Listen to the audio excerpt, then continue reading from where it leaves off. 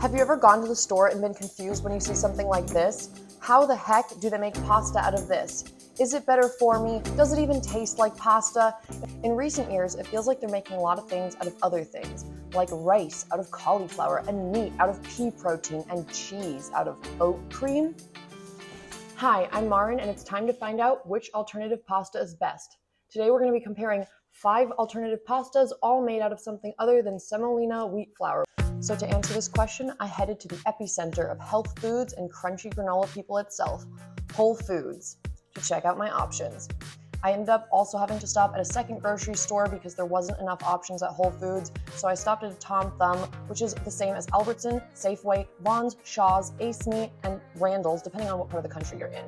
In the end, I ended up with 5 options. So we have the Barilla gluten-free spaghetti made out of corn and rice, the O Organics red lentil pasta, the Only Bean black bean fettuccine, the Banza rigatoni made from chickpeas, and the Only Bean edamame spaghetti made from, well, edamame. So I'm back home and it's time to cook up our pastas. For each, I'm going to be following the directions on the box pretty exactly because I know texture is going to be a big part of what makes these pastas taste good or maybe not so good.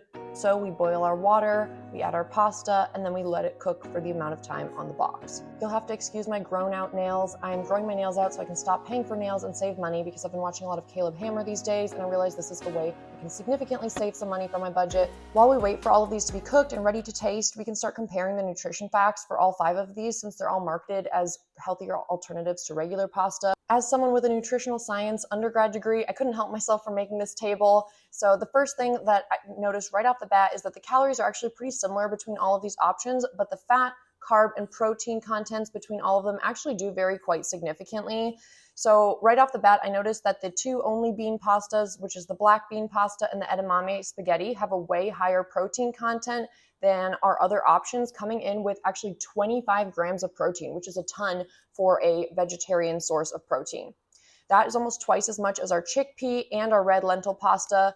The Barilla corn pasta has a lot less with just about 4 grams of protein, so that's less than a fifth of what we're finding in those Only Bean options. As a result of being higher in protein, it means the Only Bean pastas end up being lower in carbs, so they're lower in carbs and higher in fiber than our other options, which is important for anybody to know who's trying to watch their carb or their protein intake. It also makes it a really great option for vegans or vegetarians because, again, you're looking for those high protein plant-based sources. Both fiber and protein are also really important for people to think about who are wanting to manage their weight because fiber and protein help keep you full for a longer time after a meal, so it can help you eat less naturally without feeling super hungry between meals. Sodium is going to be basically 0 for all of these products, and so is cholesterol, which makes sense because cholesterol generally comes from animal sources. So in conclusion, I would say that the black bean and the edamame pastas are the healthiest, but the corn and rice pasta is the one that's closest in nutrition facts to regular pasta. So it's time to find out if the flavor of that one is also the closest to regular pasta. So I came up with a little table for how we can keep track of our different options and how we're going to assess them on a scale of 1 to 5.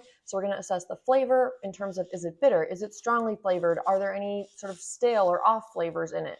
Texture, is it mealy? Is it sticky? Is it gritty? How does it feel in your mouth?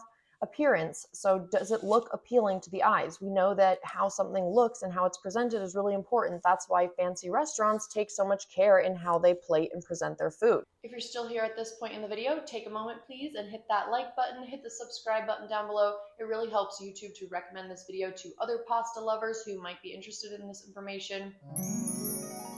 We have cooked all of our pasta options. They're all laid out here in front of me. It's time to find out which one we like best. I'm going to be rating each of them on appearance, texture, and flavor.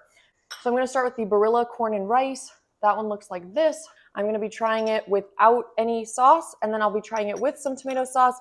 I have some O Organics tomato marinara sauce right here, and I'm wearing red, so if I spill on myself, it doesn't matter.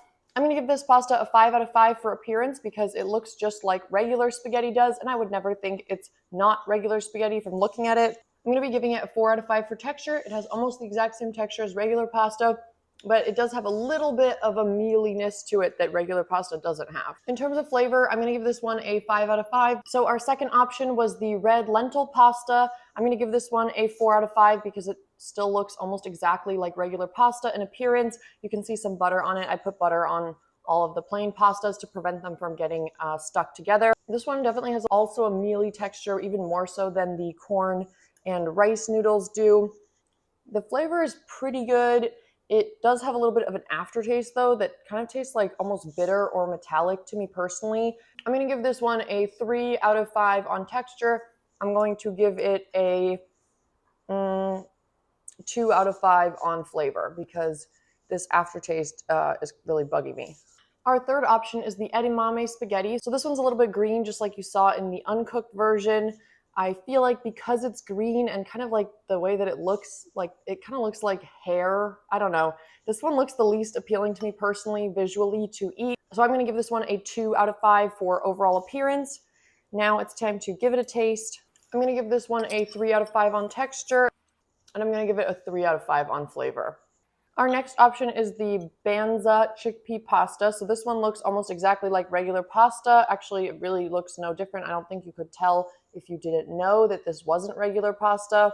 So I'm going to give it a 5 out of 5 for appearance. This one has a little tiny bit of an aftertaste, but really not much.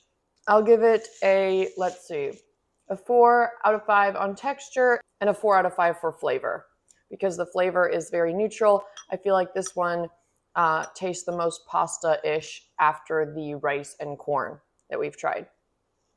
Last but not least, we're going to be trying the black bean pasta.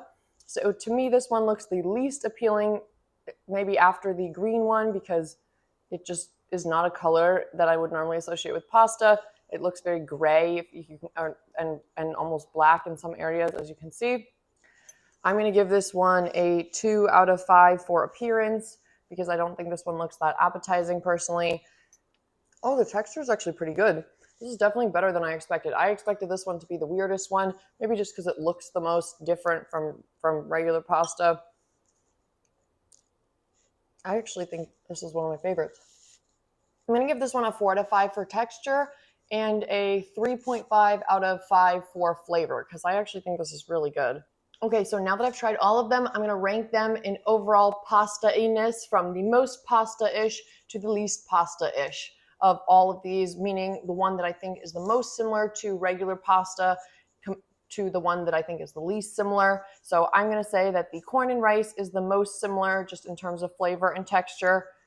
The chickpea is the second most similar. I would say third after that is the black bean fettuccine, then followed by the edamame spaghetti, and then I'll say the red lentil is the least similar to regular pasta in my opinion, just because lentils have that like stronger aftertaste, whereas edamame is soy. Soy is a pretty plain flavor, and I don't know what they did with these black beans, but it is a very neutral flavor on those as well. In terms of texture, I also felt like the red lentil was the most different than regular pasta, and these two were significantly more similar to regular pasta than the other options. The last thing I think that's important to talk about here before we say which one is the best alternative pasta out there is cost, because of course we're all frustrated with how expensive groceries have gotten lately. So our red lentil pasta is going to be our most budget-friendly option out there when we calculate the cost per ounce, and then our only bean spaghetti is going to be the most expensive per ounce, coming in at almost $1 per ounce. So which one is the best alternative pasta out there? I would say the best overall is going to be, in my opinion, the black bean. I say the black bean because the black bean one tastes pretty good, the texture's pretty good, and it's very high protein. So if you want an alternative with really high protein that still tastes really good, this is definitely my top pick. If you don't care about protein and you're just looking for something that tastes the most like regular pasta, this one is going to be your best choice, the Barilla gluten-free corn and rice pasta. As always, thank you so much for watching, and don't forget to subscribe so you'll see more of me next time. Bye, YouTube.